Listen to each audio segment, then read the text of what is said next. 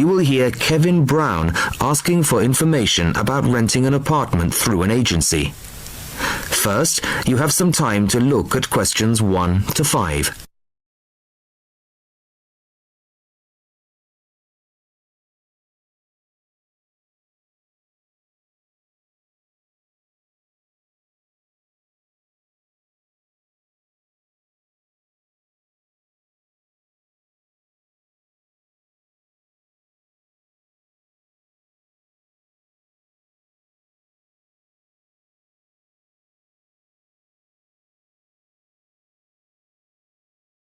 Now the test will begin. You should answer the questions as you listen, as you will not hear the recording a second time. Listen carefully to the first part of the conversation and answer questions 1 to 5. Good afternoon. How can I help you? Hello, my name's Kevin Brown. I saw your advertisement in today's local paper, apartments to let in all areas of the city. Yes, Mr. Brown. We currently have several properties available. What part of the city were you thinking of? Well, city centre ideally. Okay. And what price range are you interested in? I don't really know. What have you got? Well, prices start at £400 a month, going up to £1,000 a month. Okay, and what's the difference? What does the price depend on? Well, the number of bedrooms mainly. The cheaper apartments have 1 bedroom, while the most expensive have 3 or 4 bedrooms. Okay, 2 bedrooms would be nice. So I'll say 2 bedrooms up to $600 a month. Do you have anything like that? Right, sir. We have... just give me a moment, please. We have 2 properties that might interest you. One is in North Street. It's a very nice apartment, but it's £750 a month. But that includes a private parking space. $750. That's a bit higher than I'd like to go, really. Do you have anything less expensive? Yes.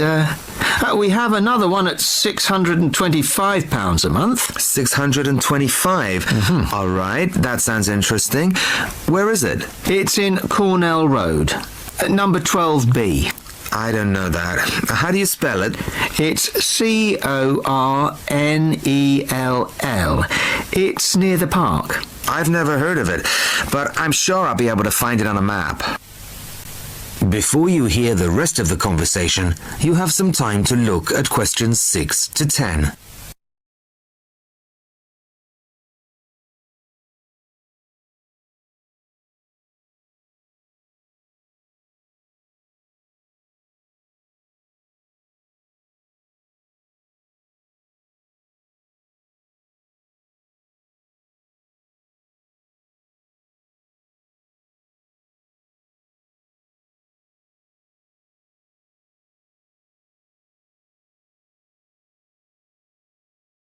Now listen and answer questions 6 to 10.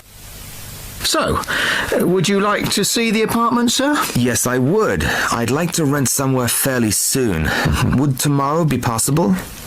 Sorry, I'm afraid nobody is available all day tomorrow. It's quite a busy time of year for us. I see. But if you're free later today, you could see it at 5:15. Sure, no problem. I could manage that. Okay, so that'll be 5:15 with my colleague Jason. He'll meet you at the apartment. That's fine. And one more thing. What do I need to provide to rent an apartment with you? What documents, that kind of thing? Yes, of course. Do you have a job? Yes, I work in a travel agency. Well, a reference letter from your employer, saying you work for them, and a deposit, which is 1 month's rent plus a fee of £60. What's that for? It's an administration fee to cover the cost of preparing the contract. Okay. And one last thing. When would this apartment be available?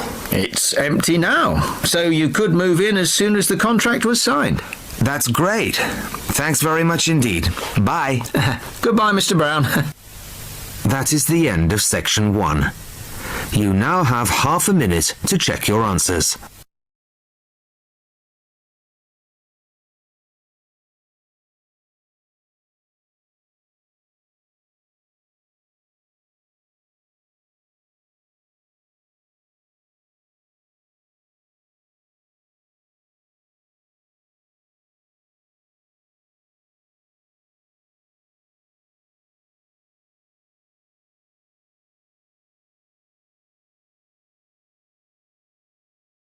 On New Zealand radio about an art sale which is being held to raise money for charity. First, you have some time to look at questions 11 to 13.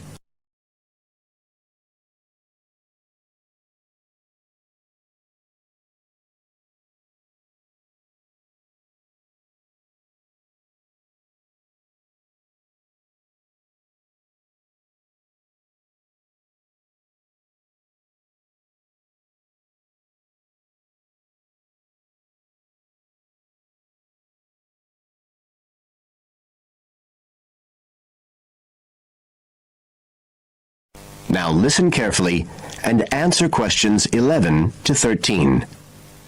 One of the most anticipated art events in Christchurch is the charity art sale organised this year by Neil Curtis. Neil, tell us all about it. Well, Diane, this looks like being the biggest art sale yet, and the best thing about it is that the money raised will all go to charity. So what you probably want to know first is where it is. Well, the pictures will be on view all this week, most of them at the Star Gallery in the shopping mall.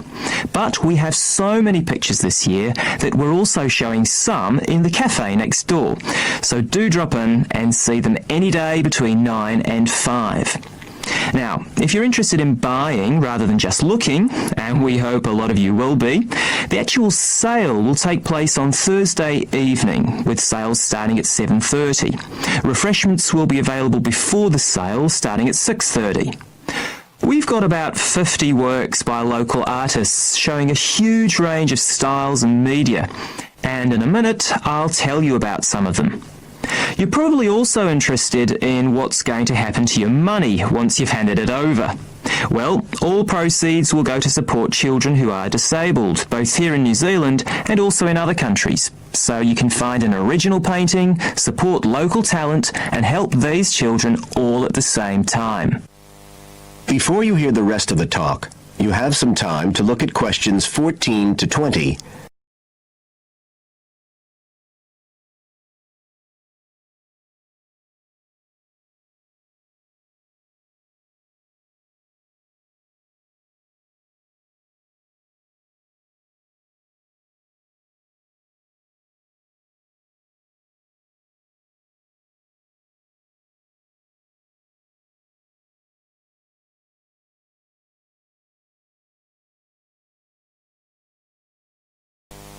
Now listen and answer questions 14 to 20.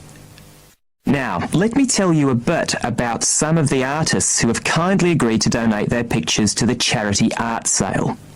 One of them is Don Studley, who has a special interest in the art sale because his 5-year-old daughter was born with a serious back problem. After an operation earlier this year, she's now doing fine, but Don says he wants to offer something to help other less fortunate children. Don is totally self-taught and says he's passionate about painting. His paintings depict some of our New Zealand birds in their natural habitats. One relative newcomer to New Zealand is James Chang, who came here from Taiwan 9 years ago at the age of 56. Mr. Chang had 13 exhibitions in Taiwan before he came to live here in Christchurch, so he's a well-established artist, and art has been a lifelong passion for him. His paintings are certainly worth looking at. If you like abstract pictures with strong colour schemes, you'll love them. Natalie Stevens was born in New Zealand, but has exhibited in China, Australia and Spain. As well as being an artist, she's a website designer. She believes art should be universal, and her paintings use soft colours and a mixture of media. Most of her pictures are portraits, so watch out, some of them may even be friends of yours. And then we have Christine Shin from Korea. Christine only started to learn English 2 years ago when she arrived in New Zealand, but she's been painting professionally for over 10 years, and she sure knows how to communicate strong messages through the universal language of art. She usually works from photographs and paints delicate watercolours, which combine traditional Asian influences with New Zealand landscapes, giving a very special view of our local scenery. Well, that's all I have time to tell you now, but as well as these four, there are many other artists whose work will be on sale, so do come along on Thursday. We accept cheques, credit cards or cash. And remember, even if you don't buy a picture, you can always make a donation. That is the end of section 2. You now have half a minute to check your answers.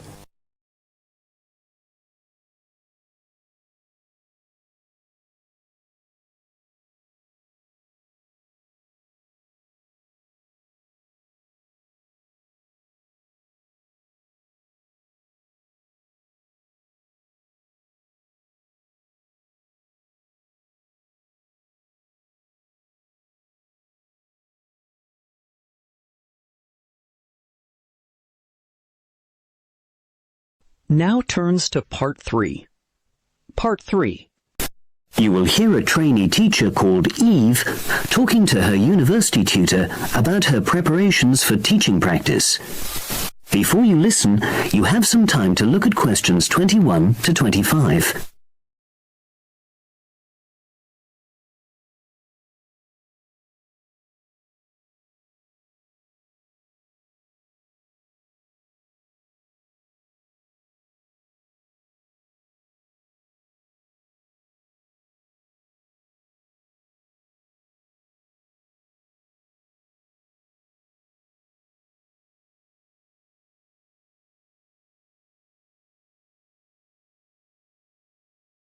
Now listen and answer questions 21 to 25. Hello, Eve. Come in and sit down. How's it going? Fine, thanks. I'm looking forward to my teaching practice next week. Good. Now, you've got 2 classes, haven't you? Year 3 and Year 6. Have you done your lesson plans?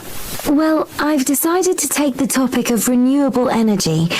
I haven't done a lesson plan for Year 6 yet, but I thought I'd base their lesson on an example of very simple technology. So I've brought this diagram to show you. I got it from the internet. Let's see. A biogas plant. So this is equipment for producing fuel from organic waste? Yes. The smaller container on the left is where you put the waste you've collected. Right, and from there it's piped into the larger tank. That's right. And that's slurry on the base of the larger tank. Right. And what exactly is slurry? It's a mixture of organic waste and water. So is that pipe at the bottom where the water comes in? Yes, it is. As the slurry mixture digests, it produces gas, and that rises to the top of the dome. Then, when it's needed, it can be piped off for use as fuel in homes or factories. It's very simple. I suppose there's some kind of safety valve to prevent pressure build-up? That's the overflow tank. That container on the right. As the slurry expands, some of it flows into that, and then once some of the gas has been piped off, the slurry level goes down again, and the overflow tank empties again. I see. Well, I think that's suitably simple for the age level it's for. I look forward to seeing the whole lesson plan. Thanks. And can I show you my ideas for the Year 3 lesson? Of course. Let's look. Before you listen to the rest of the conversation, you have some time to look at questions 26 to 30.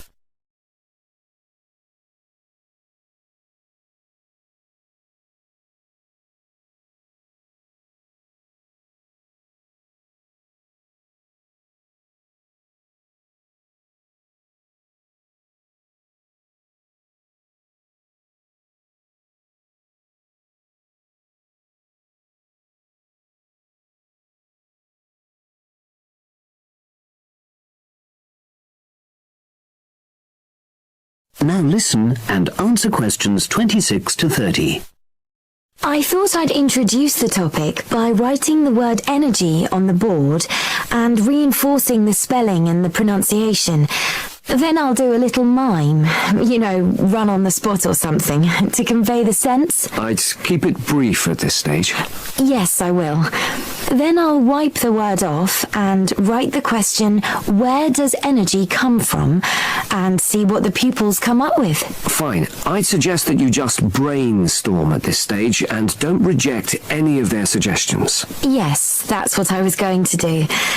Then I've produced a set of simple statements like energy makes cars move along the road and energy makes our bodies grow.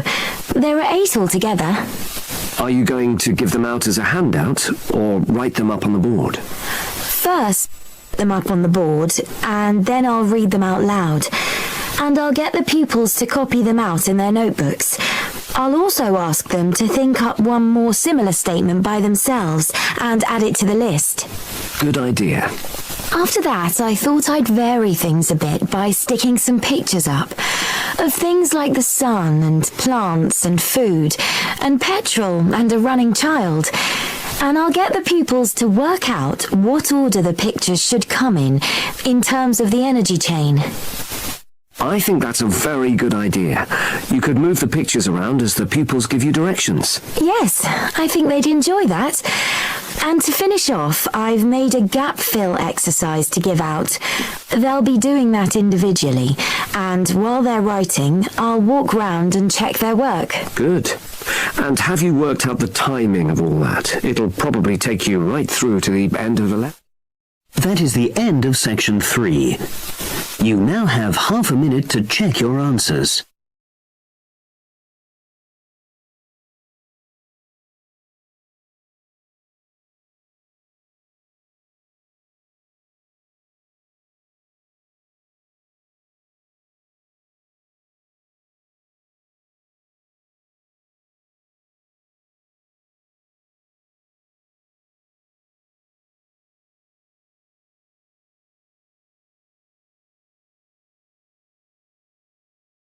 Talk given by Dr. Miranda James. First, you have some time to look at questions 31 to 35.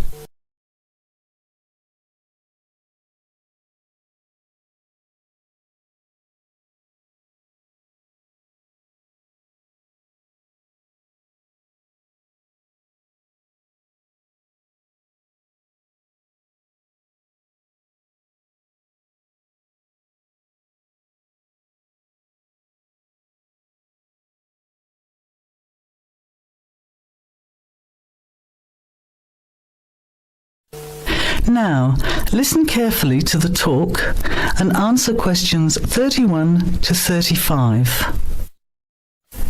Good afternoon, everybody, and welcome to the first in a series of talks we have arranged for the Overseas Students Association this semester. Dr. James has very kindly agreed to speak to us today on the topic of public speaking, and judging from the large numbers of you here, it's clearly a subject of great interest and relevance. Dr. James. Hello. It's good to see so many of you here, and hopefully what I'm going to tell you will be useful to you both here at the university and in your future employment. Many people avoid speaking publicly, by which I mean in front of, say, 10 or more people. Not because they lack the ability, but mainly because they lack confidence, which is really only due to lack of practice. Today, as a consequence of the influence of television, audiences expect speakers to be relatively brief and to the point, in addition to being well-informed and interesting or entertaining. Probably the most important part of public speaking is what you do beforehand, by which I mean preparation. This includes practical details, such as knowing precisely what your topic is and exactly how long you are expected to talk for. You should also plan the content thoroughly. A good strategy is to write out the content as you intend to say it, and then make brief notes, preferably on small cards, which you use to talk from. This way you sound more natural. You incorporate pauses while you look at your notes, and you can then look at your audience while you are speaking. Never read your speech without looking at the audience. Eye contact is a very important part of communicating with an audience. So deliberately move your head and look around at your audience. Pauses are important, as most people, when they are nervous, tend to rush through their speech. Now you have some time to look at questions 36 to 40.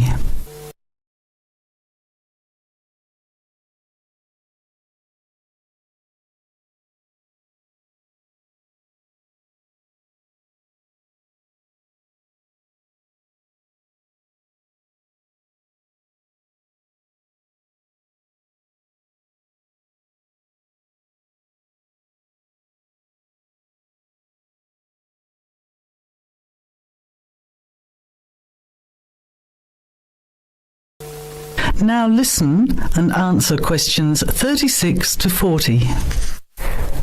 Practice speaking slowly. This gives you more time to pronounce your words correctly. It's always easier for your audience to listen to someone whose speaking is clear and calmly paced, so that they can understand the ideas being explained. And the bigger the group, the more slowly you should speak. Remember to project your voice, speaking clearly to the person furthest away from you. It's a good idea to rehearse and record yourself.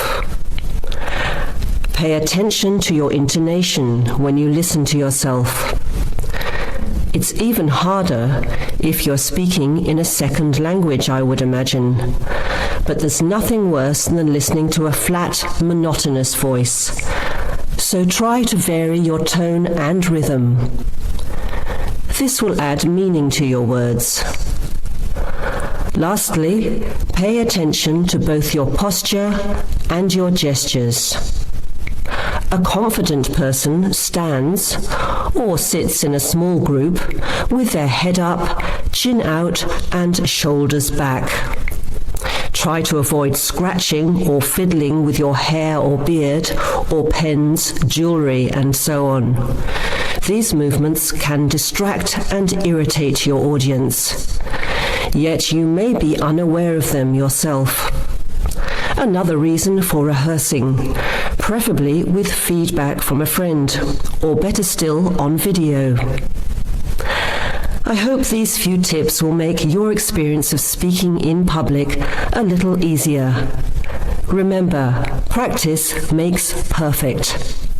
That is the end of section 4. You now have half a minute to check your answers.